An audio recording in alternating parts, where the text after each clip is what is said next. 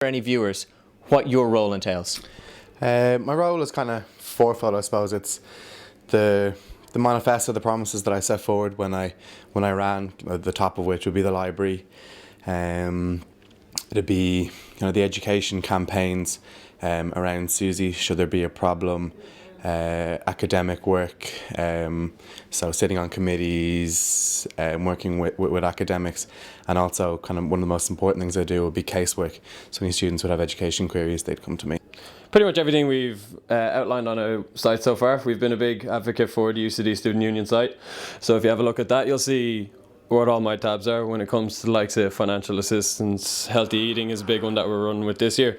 So it's basically a plan to continue on with all the work that the Welfare Office is synonymous with, as well as bringing in my own twist with the things I'm interested in the likes of men's health, men's mental health, and healthy eating and healthy lifestyle. What I'm doing mainly is I'm trying to build relationships this year so that next year whoever takes my place can have a lot easier job just throughout the year doing what they need to do.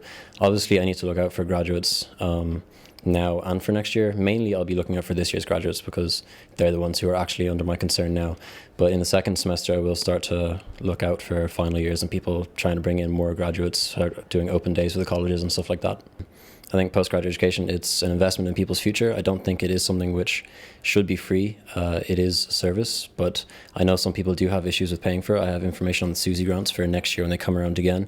I have information on grants for Bank of Ireland. I know Cian Dowling, the welfare officer, has got AIB, stuff like that.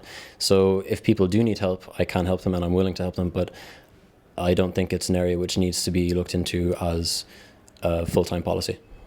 Many students felt more could have been done about Susie last year. What are you going to do this year to deal with that? We've already met with John Conroy. He's one of the heads in the CDVEC. He's already outlined the problems that occurred last year, the measures they put in place to fix those problems. But of course, we'll keep a close eye on it, and any problems that do occur, we'll work on a case by case basis. Well, accommodation is huge. Everyone knows that it is one of the bigger problems. In the past, it's been something that most of the welfare officers have spent their entire summer working on. So I've had a lot of help this year insofar as that we had the accommodation support service run by the conveners on a part-time level, which was very good, as well as Dean, the reception, was always very helpful. So with the team I had around me working on it, it was very good. I was obviously more just picking up the slack when there's a big queue out the door and coming in, meeting people. Like, again, what we've done is that we've put everything on the website. So it seems to be whenever people just don't know that our website's there because it's new, but whenever we pointed them in the direction of the website, we made it very interactive. Like, I did different DAF searches for areas, different tools of how to get to from A to B. Is it close to UCD? You have all your rights, you have everything that you need to do when renting a place. So I think the website, again, is another great useful tool for that. In the new guidebook that you have, the SU guidebook, you specify the 25th of April is going to be the date for the UCD Ball. Yeah, that's the date the UCD Ball is going to be, and the plan's in place. Obviously, we prefer to have it on campus. Those kind of negotiations have started, but we do have contingency plans in place if campus isn't a feasible option.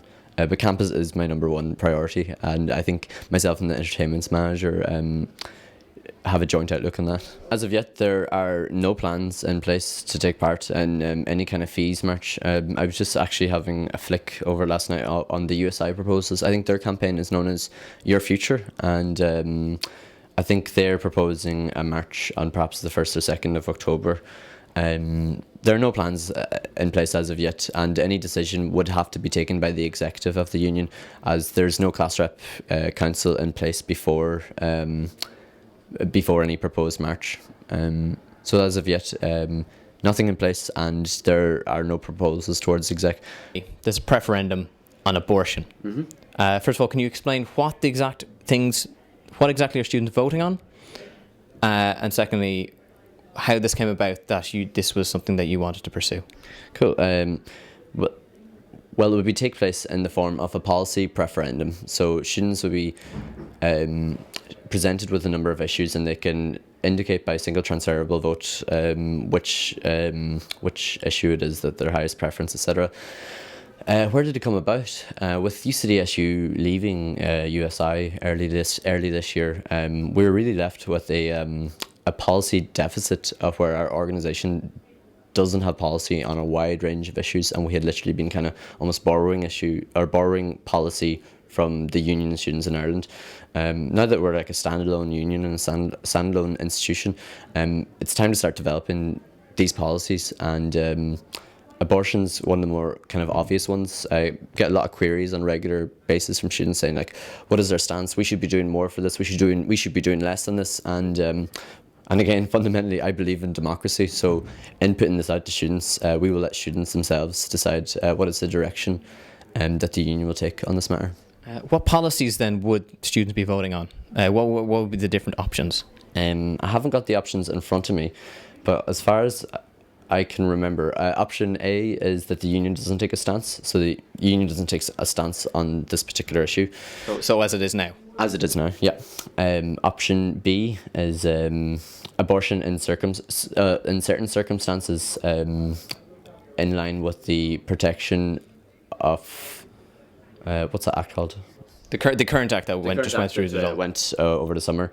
The third one is that the union take a stance that it would like abortion legalised in Ireland, and the fourth would be the legalisation of abortion. Legalisation of abortion, and the most effective way of surveying students is through asking them to vote on the matter. There's no extra cost. We're running these referenda alongside and in conjunction with the class rep elections. So as people are going up to indicate who they want their class rep to be, it's just as simple as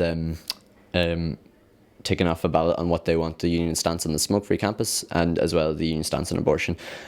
So it costs about as much as a couple thousand more little pieces of paper, which is relatively inexpensive. Okay, well that's great. While we're on the subject of cost, I suppose the elephant in the room for a lot of presidents since about 2011, 2012 has been, what is the current financial state of the union? The union has been kind of incorporated as a limited company in July 2012. Our accounts are currently being audited by an auditing firm, and they are being considered by the board of directors of the company. These accounts will then be presented to First Union Council, simply kind of for approval and for acceptance, and as well, our draft budget for the year 2014 will also be presented to council. There's a historical debt there, but we're working our way out of it, and our things are quite good on the SU shops front, etc. So you're confident anyway? Yes. Okay. Neil, thank you very much for doing the interview with CTN today. Hopefully you have a great year.